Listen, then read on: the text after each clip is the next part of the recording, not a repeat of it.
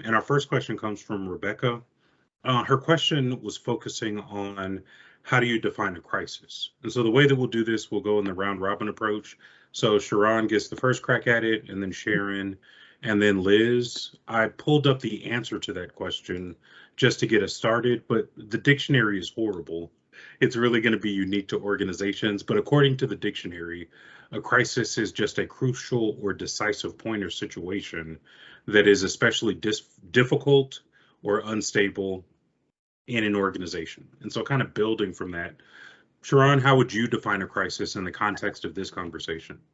Yeah, so I would also say, it's really dependent on the organization, and as part of that crisis management plan, that team needs to decide what is a crisis, what are the triggers for that particular company, and what then are the impacts or potential impacts for the stakeholders, again, customers, investors, employees, things like that, and what the potential impact to brand reputation is it credible or not?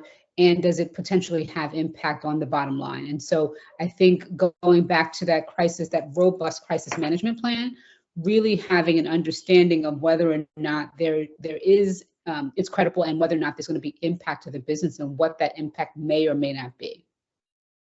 Awesome. Sharon, how would you define a crisis?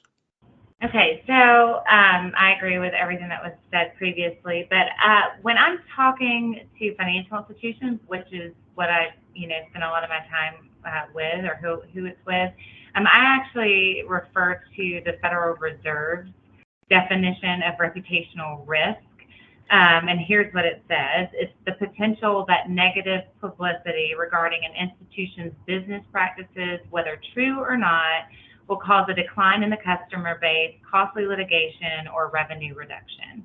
And that's a very banker response, but to me, it really captures the essence of any type of crisis, like the fallout. So it's of the magnitude, because we could have situations every day that are not great that you're having to manage. It's not great when you have a CEO, let's say an executive. That's one of our things, is if we have an executive that dies or something happens. I travel all the time. So what happens? Well, can the institution or the organization continue to move forward? Yes. Does it matter how we handle every step of it? Is it really a crisis? Probably not. It's something you manage. But is it a crisis when you have 170 banks that are your customers go under? I'm frozen, I see. That's really great. Am I still frozen? Okay. No, I've unfrozen. Okay.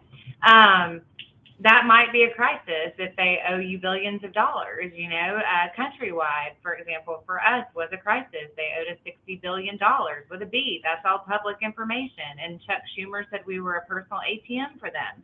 So for us, we didn't lose money, but there was fallout. And it was a big reputation ding for us that still follows us around to this day in Congress. So I like this. This is still the Federal Reserve's definition, and as it relates to financial institutions, and really I think you can relate it to most companies. If it's going to have a negative impact on your business and your business practices and costly litigation and revenue reduction, then if it falls into those categories, it's probably a crisis type situation. So anyway, but that's a very square answer. I do realize that. I thought that was an awesome answer. Liz, is our PR person, how would you define a crisis, especially considering the advice that you give to your customers? Well, it's a crisis if my client thinks it's a crisis, and then we figure out how to handle it.